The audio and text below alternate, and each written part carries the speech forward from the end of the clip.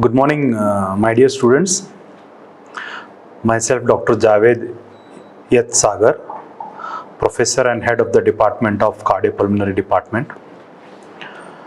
So, as you all know, last lecture we had a topic called breathing exercises. So, in continuation with that, my today's topic is active cycle of breathing technique. So, I hope you all know the importance of breathing exercises, which is also an active involvement of a patient if he wants to do or perform breathing exercise. So similarly, here in today's topic as active cycle of breathing technique. So first of all, you should know what does it mean, the title. Here the patient will be taught an exercise which will be performed actively by the patient. So here there is active involvement or voluntary involvement of a patient to do this particular ACBT technique. So as you all know, this is also something related to breathing technique. So we have learned already about the breathing exercises. There are various types of breathing exercises such as diaphragmatic breathing exercise, localized breathing exercise, segmental breathing exercise, apical breathing exercise. So in similar way or in similar fashion, we have active cycle of breathing techniques. So next, moving on to, this is some small intro about myself, since it's a constituent college, Diva Patel College of Physiotherapy, name of the topic, and as I have told, Professor and HOD. Now what will be the objectives of the topic? Now the objective of the topic, what is ACBT? First of all, ACBT is an active cycle of breathing technique. What are the different phases in ACBT, that is active cycle of breathing technique? Its procedure, the various advantages of ACBT, disadvantages, along with effects and its uses. So these are some of the objectives of my today's topic of ACBT technique. Next, moving on to the contents. Now what are the contents in a particular ACBT technique?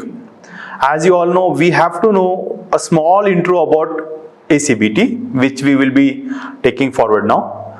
Then the phases, its applications, its effects, indications, contraindications, and some of the goals and its uses. So here are some of the particular brief idea about what we are going to learn in this particular topic of ACBT. If you see here, there is a cycle which we usually call it as a ACBT cycle. So here it's a 7 stages. So we should learn what is breathing control. If someone knows what is breathing control, you can just let me know. Otherwise, I will be explaining you, since this is theory as well as a practical topic, so we should do both together. So breathing control means here the lower part of the abdomen will be actively involved with no involvement of shoulder or the shoulder girdle. The shoulder girdle should be completely relaxed. The upper chest, only there has to be a movement in the upper chest and in the lower abdomen. Just to give you a brief idea, a person will be made to sit in a high sitting position. A comfortable chair will be provided to him, and a caregiver, a physiotherapist will be there beside him, and he will be told or he will be explained, as it will be first demonstrated by a physiotherapist how to do a breathing control. Similarly, in a similar fashion, a patient also will be seeing him and doing him similar way. So that is what is breathing control. So which will be for 20 to 30 seconds. Again, I repeat, here the shoulder should not be elevated. There should not be any tension in the shoulder joint, or it should not be involved. Only the upper chest and the lowermost part of the abdomen only will be involved with a deep breathing control. So patient will be given an instruction of taking deep inspiration and with a hold of 20 to 30 seconds. So that is breathing control. Next, moving on to 3 to 4 deep breaths. Now after doing this for 20 to 30 seconds, the patient will be involved to take 1, 2, 3 and 4 prolonged deep breaths as much he can. So it should be taken in a relaxed way, in a relaxed fashion. And he has to do it for 3 to 4 times, taking a deep breaths. Then again next immediately after doing 3 to 4 deep breaths, patient need to do again the breathing control, which we have already did earlier in the first phase. So similar way 20 to 30 second breathing control will be carried out. Then once again you have to repeat 3 to 4 times deep breaths. So patient need to inform or need to guide to take 1, 2 and 3 and 4 breaths, deep breaths. Not more than 4 deep breaths. Then once again breathing control will be there, followed by huffing, which can be the last phase of the cycle. Huffing followed by cough if needed.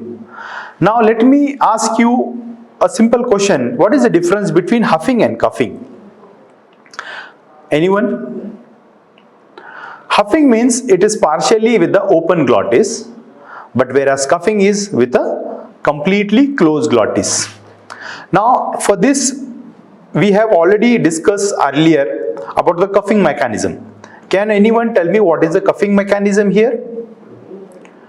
There are 4 phases of coughing mechanism. Yes, right? What are those? Number 1, you have to take a deep inspiration. Yes, correct. Then closure of glottis. Very good. Then followed by increase in intra-abdominal and intrathoracic pressure. And the last one is the forceful expulsion. Yes.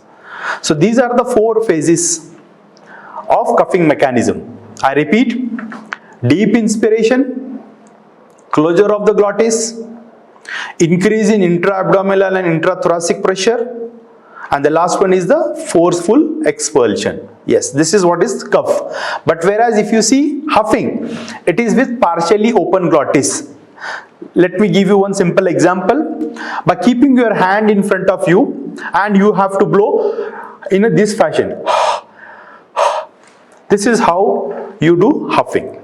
So again this completes the cycle of ACBT. I hope everybody understood the cycle of ACBT. Next, moving on to a small intro about what is ACBT. Active cycle of breathing technique is used to mobilize and clear excess bronchial secretions. So one thing, we give ACBT not in the normal individuals but in the patients who are diagnosed with known COPD, such as, to name few, bronchial asthma, chronic bronchitis, emphysema and bronchiectasis. Now these are some of the long-term disease or conditions where patient will be most of the time with the secretions. As you know, the definition for chronic bronchitis, it is for 2 successive years for 3 consecutive months. For 2 successive years and for 3 consecutive months. So here for the 3 months, patient will be completely having secretions, accumulation of secretions. So we need to mobilize those secretions. So patient will be in the long-term disease or in the symptoms. So maybe either he is in the hospital or he is at the home setup. So if he is being trained with ACBT, so he can mobilize the secretion, he can clear of the secretions. Now can anyone tell me why we need to mobilize or why we need to clear the secretions? Yes, anyone? Yes, exactly. When secretions are more, then there are chances of patient getting affected with pneumonia. Yes, very good. So in order to prevent complications, respiratory complications of pneumonia, we need to teach our patients active cycle of breathing techniques. That is number 1. Number 2, it has been shown to be effective in the clearance of bronchial secretions and to improve lung functions. See, directly there is a correlation between the secretions as well as in the improvement of lung functions. As you all know, if there are more secretions, then automatically the lung volumes and capacities will have to reduced or will be reduced. So in order to improve the lung functions such as lung volumes and capacities, the patient need to clear the secretions. Okay, the patient need to clear the secretions. That was the number 2 point. Number 3 point, it is flexible method of treatment which can be adapted for use in any patient, younger or older, medical or surgical patients, where there is a problem of excess bronchial secretions. So not necessary it should be only used in COPD patients. If a patient get admitted for any proposed surgery, to name a few, if a patient is planned for CABG or planned for any kind of wall replacement or any stenosis of the wall, so there a patient will be admitted pre-operatively. So there also it's a role of a physiotherapist to clear the secretions, because until and unless the secretions are not being cleared, a patient may not be going for a surgery, a planned surgery. So it is a very important role which a physiotherapist play even in pre and post surgical patients. So that was the third point. The last point, it can be used with or without an assistant. So in a case where a patient is very well known with the technique or with how the technique is been taught, if he get very well used to it, then no need of assistant. But if a elderly patient is there, a patient is not able to understand, in that case we require an assistant. So these are the 4 points. Moving on to, there are 3 different phases in ACBT. So number 1, breathing control, which we already discussed in the cycles just now. Number 2, thoracic expansion exercises. And number 3, forced expiratory technique. So can anyone tell me what is breathing control now? Yes, correct? Yes. So breathing control, we all get used to it now. So next is thoracic expansion. When we are doing 3 to 4 times deep breaths, right? 3 to 4 times we are taking a deep breath. So that time it is thoracic expansion exercises also which is taking place. What is happening is we are increasing the intra-abdominal pressure and we are taking the breaths for longer period, for longer time as much as possible. So which is also leading to thoracic expansion. That is number 2. Now what is forced expiration technique? Anyone? Now forced expiration technique is as good as the huffing. When a patient is being taught the huffing, which we have already discussed a few minutes ago, so it is also known as forced expiration technique. So these are the 3 important phases of ACBT. I hope everybody will remember this. Now next, moving on to what is breathing control. So breathing control is a normal tidal breathing using the lower chest with the relaxation of the upper chest and the shoulder. And the number 2, this is used to known as the diaphragmatic breathing. So this breathing control means mainly the diaphragmatic breathing will be involved in a breathing control. Number 3, to teach breathing control, the patient should be in a comfortable and well supported position. He should be in a comfortable and well supported position, either sitting or in a high side lying. It can be conducted if a patient is not in a position to be shifted on the chair, or maybe he is comfortable over the cot. Then in that case you can go for semi-fowler position, which is also known as high side lying. We can give a support of a pillow and with a 45 degrees angle. Even it can be trained on the over the bed itself. If patient is comfortable coming from the bed over the chair, then it is very good that we can perform it in a sitting position. And the number 4th point, the patient is encouraged to relax his upper chest, shoulder and arms while using the lower chest. Okay. Next, moving to thoracic expansion exercises. Now the thoracic expansion exercises are deep breathing exercises which is emphasizing on inspiration.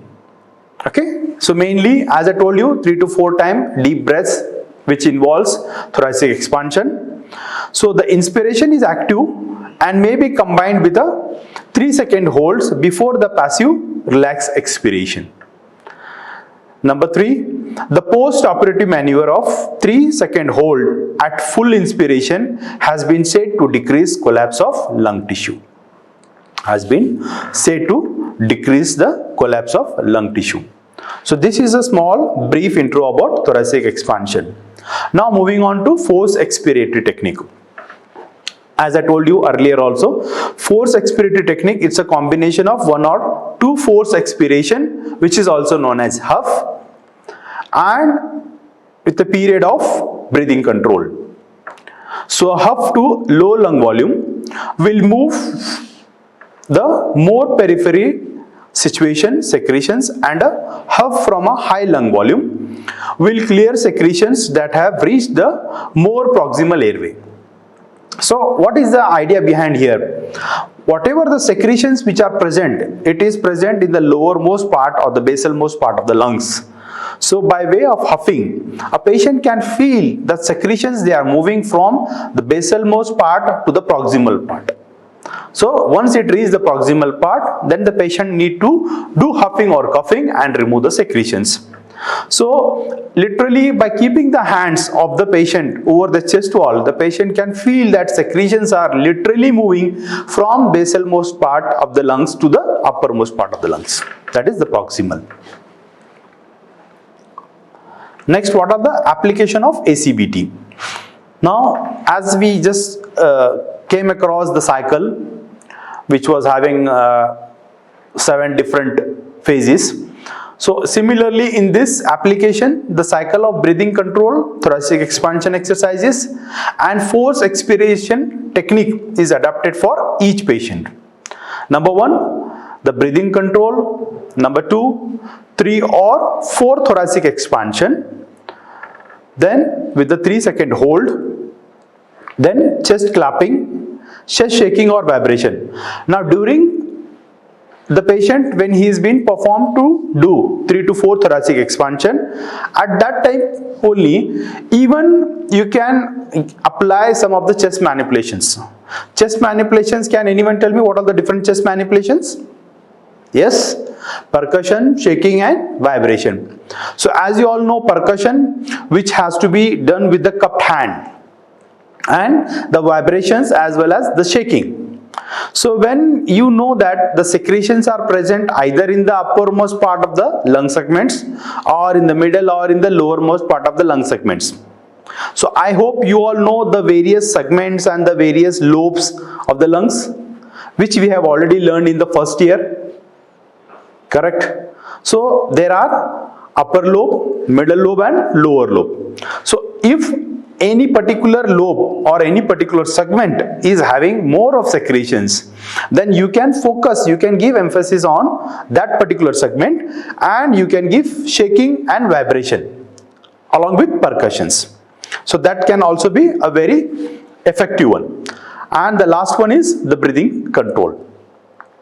Okay, so these are some of the applications which are being used for giving ACBT. Then 3 to 4 thoracic expansion with a 3-second hold, and the last one is the breathing control and the forced expiration technique. So forced expiration technique can be 1 to 2 huffs combined with breathing control. So this whole thing has to be done for 7 times. Now what are the various indications? As you all know, ACBT, they are mainly used, or it is mainly used or applied in patients. As I told you, COPD patients. So COPD patients, to name few: chronic bronchitis, bronchiectasis, emphysema, okay, bronchial asthma. So all these conditions where there are more of secretions, accumulation of secretions, so we have to give in COPD mainly. Then in some of the patients who are admitted in the ICU, who have recovered from or who are extubated from mechanical ventilator, but there is a challenge of patient having pneumonia. So in those patients also we play very important or vital role in applying ACBT. So there also ACBT is found to be very effective in a patient who got recovered from ICU and who is in the recovery room or who is in the step down unit. Okay, so there is a challenge that patient need to clear the secretion so that more amount of oxygenation can be maintained. Now can anyone tell me what is the full form of ARDS? Yes, anyone? Yes, acute respiratory distress syndrome. Yes, very right. So acute respiratory distress syndrome is also one of the condition where there is a problem with lungs or the problem in the segments of the lungs. So there is distress because of accumulation of secretions. So here also ACBT plays a very important role in this kind of patients. And the last one is the restrictive lung disease. The restrictive lung disease means mainly, you know, some of the conditions which includes restrictive lung disease. What do you mean by restrictive lung disease? Or what is the difference between obstructive condition and restrictive condition? Can anyone tell me? Yes, obstructive means where there is obstruction within the lung segments, and restrictive means, to name a few, such as silicosis, asbestosis, pneumoconiosis. Okay, these are some of the lung conditions which is mainly having problem with restriction of the lung disease. Now what is the restriction? What is the pathology going on in restrictive lung conditions? The lung, it will go into fibrosis. So because of that, all the lung volumes and capacities, either it will be normal or less than normal. And since there is the loss of property of elasticity here in restrictive lung conditions, so there are chances that patient will have accumulation of secretions. So we need to give even in restrictive lung diseases. So these are some of the indications. Now moving on to contraindications. Now contraindication means if a patient is unconscious, is in the coma, or he is not responding to any command, so we cannot apply ACBT in those conditions because the patient need to be voluntarily involved in ACBT technique. It cannot be given. So in that case, any idea what can be given in a patient who is unconscious and there is a challenge of moving or clearing the lung secretions or fields? Anyone? Yes. Are you aware about respiratory PNF? Yes. We can apply respiratory PNF in such cases or in such patients who are unconscious. So mainly we come across in ICU when a patient is admitted in the ICU and who is on a mechanical ventilator, who is intubated, who may be either with a endotracheal tube or tracheostomy tube. So there is a challenge of clearing the lung fields or the lung segments. Now since ACBT, it should be given in a conscious patient who is well versed with the command. But here in this case, respiratory PNF can be very much helpful. So there are some techniques, there are some phases which we can apply. So we can discuss about respiratory PNF in next lecture. Next contraindication will be unstable parameters. Now what do you mean by unstable parameters?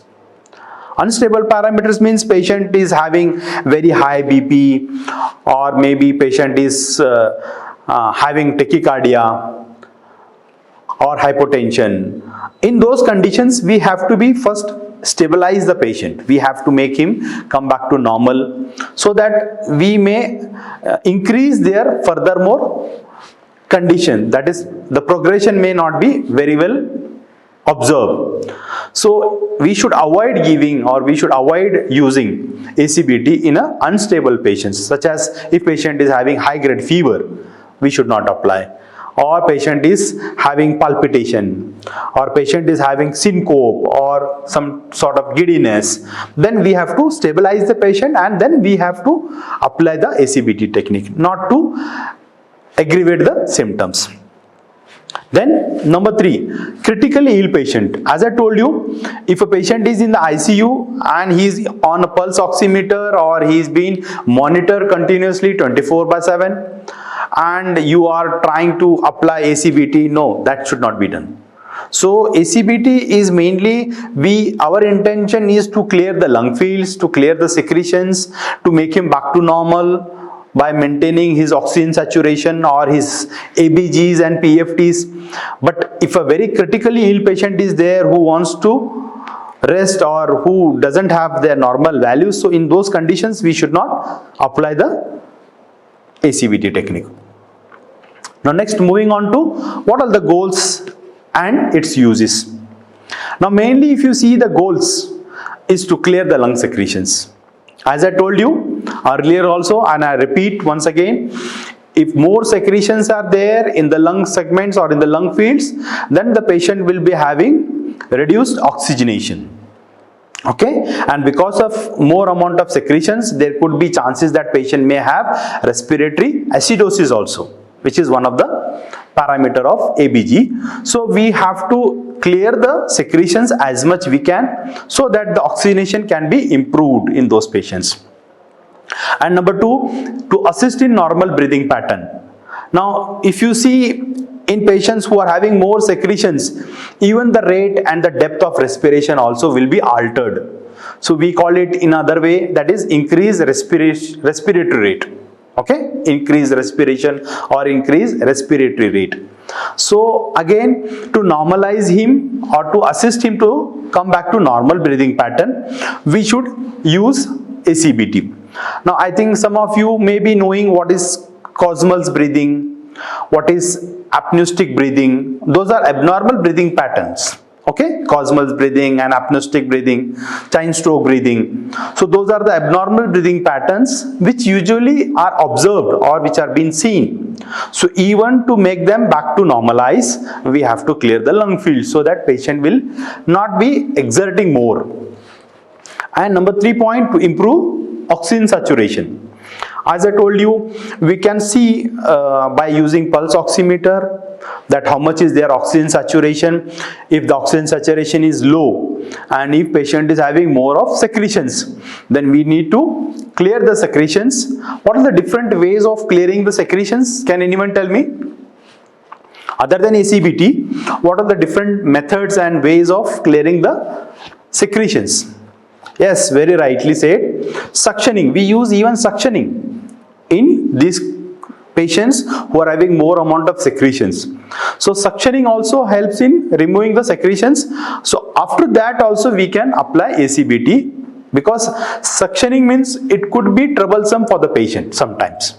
And mainly suctioning is used when patient is actually not able to cough or huff, or he's drowsy, or he's in the unconscious phase, or he's on some assistive device, right? So in those patients we can use suctioning. But if patient is very conscious and voluntarily active, then we need to go for ACBT. Then number 4th point is collateral ventilation. This is very important.